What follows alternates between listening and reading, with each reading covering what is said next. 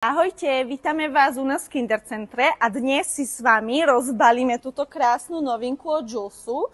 Ide o limitovanú edíciu, takže dnes už bude vybalená, takže môžete sa chodiť k nám na ňu pozerať. Pri vybalovaní a skladaní kočíka doma nikdy nezabudnite priestrikávať kolesa.